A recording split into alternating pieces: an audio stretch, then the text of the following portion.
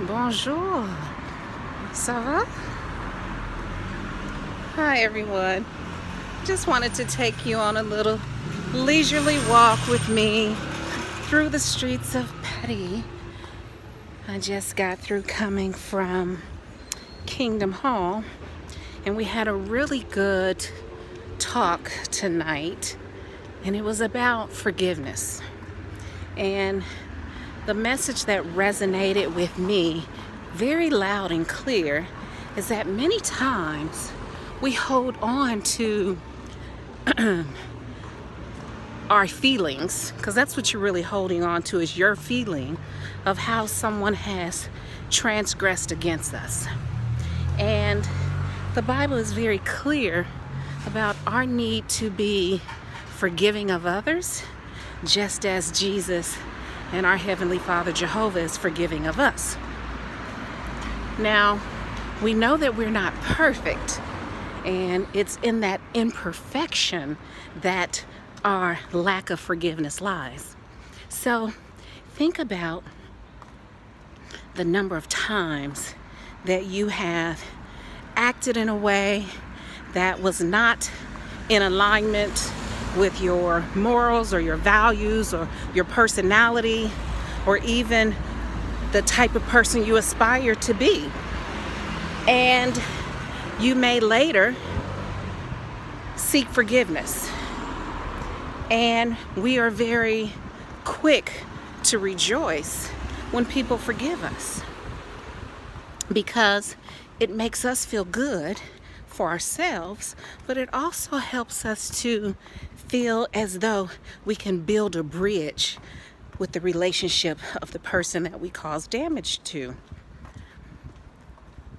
What happens if you, in turn, are that person that never allows people to make mistakes, that never allows people to transgress, because we're all going to do it, we're imperfect, and seek forgiveness? What would that say about you in your Christian walk? What does that say about you and your ability to be Christ-like? And one of the things that was brought out in the talk this evening that I truly can appreciate is what happens when people don't seek forgiveness. The Bible clearly states that we are to forgive someone 77 times. Well, that's not a literal number, but instead of it being a literal number, it really means that you just continually forgive. So as we continually forgive, that means that we have to have a different type of heart. We can't have a heart that is self-centered. We can't have a heart that is that lacks compassion. We can't have a heart that doesn't allow for mistakes. So instead, we have to reshift our perspectives and look at what the intent is. And if the intent is that someone was kind but said something wrong, or if the intent was that they were just standing in their truth, trying to be truthful, but the delivery was off, or if their intent was that they were standing up for themselves and it went against what you wanted or what you deemed as right, then you have to be forgiving.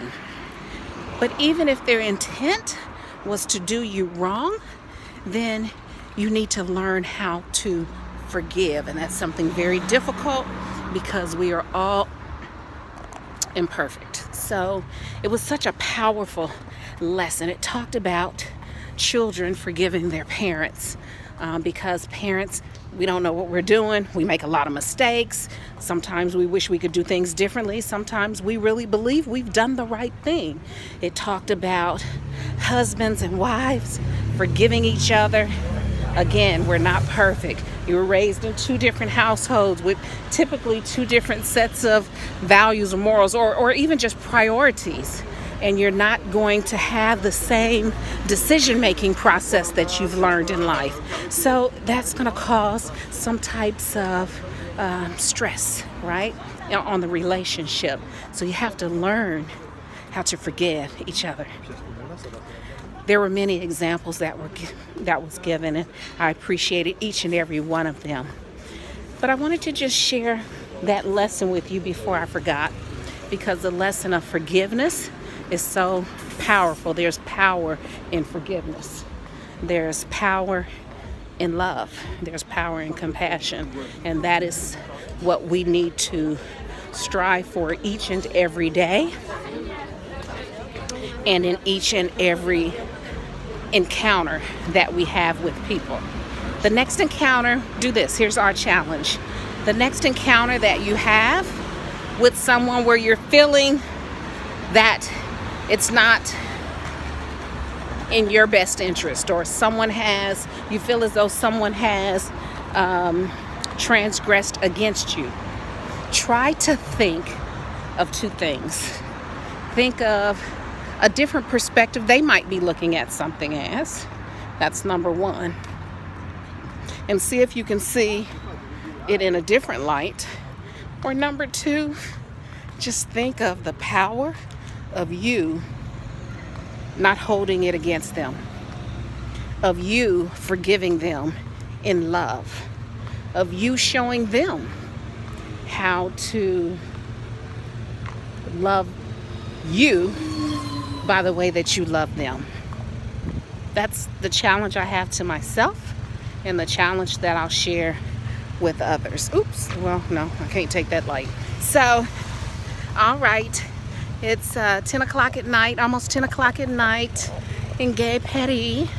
I'm doing my 2-mile walk for Beast Rob. Beast Rob in the house, 2-mile walk.